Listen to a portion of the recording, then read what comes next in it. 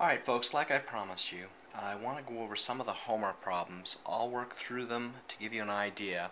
I've got a few examples of various types of problems. It should give you a good idea how to do the rest of the sheet. In this first problem here, I have a a function I want to take the derivative of. Y equals the cube root of x squared. First of all, you can't do them in radical form, so I had to convert the radical to a fractional exponent. You always put the power on the top and the root on the bottom, so the cube root of x squared becomes x to the 2/3. Now it's in a form that I can take the derivative of.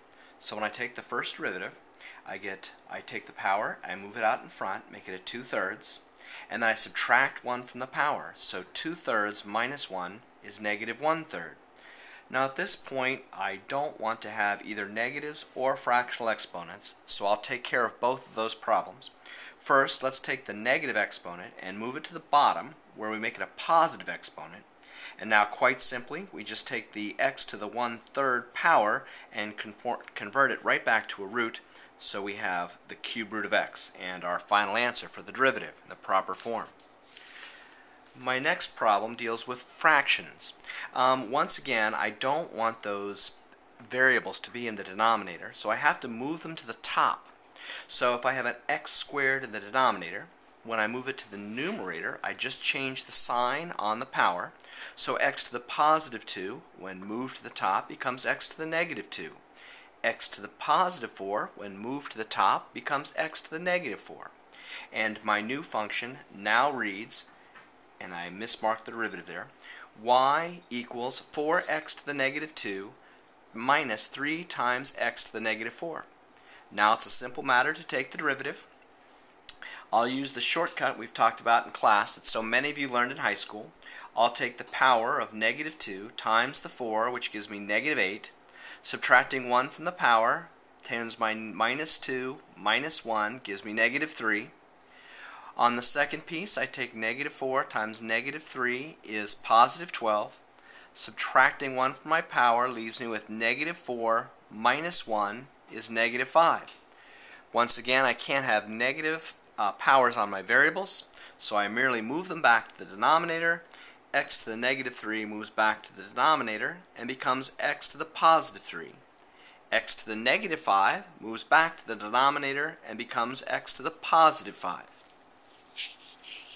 The next problem, number 14, involves another radical, but we'll also have to use the chain rule.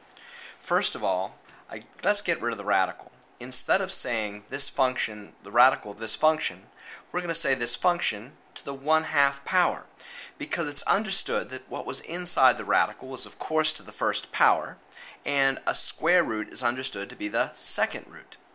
Now it's an easy matter to go ahead and take the derivative of this function. I move the 1/2 down in front, I subtract 1 from the power, and 1/2 minus 1 is negative 1/2. At this point, I also have to use the chain rule, which basically says I have to take the derivative of what's inside. The derivative of 3x squared, 3 times 2 is 6, and then subtracting 1 from the power leaves me 1, so my derivative is simply 6x. Now, let's talk about putting this in the proper form. I can't have this fractional or negative exponent, so quite simply, I'll take this negative 1/2 and move it to the denominator and make it a positive 1/2. I also went ahead and just left this 6x alone.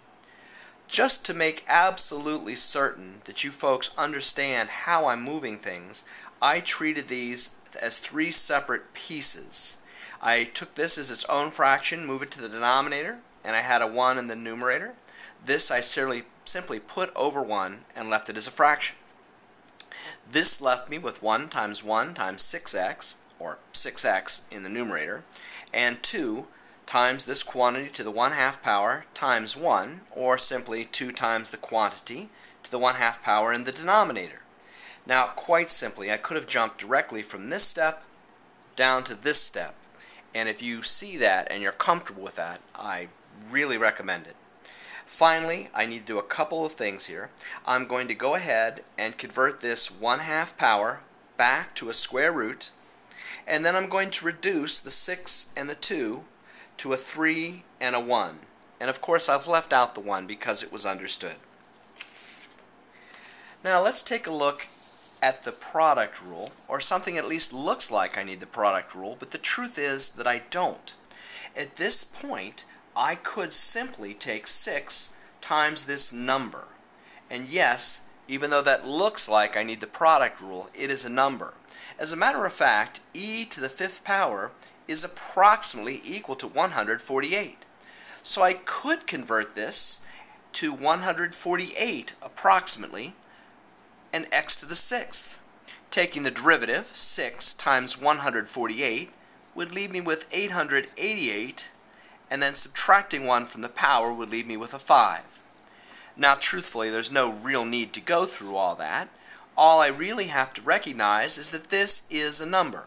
So I take this 6 times this number, which leaves me with 6 times e to the 5th, and I subtract 1 from my power, and I get x to the 5th.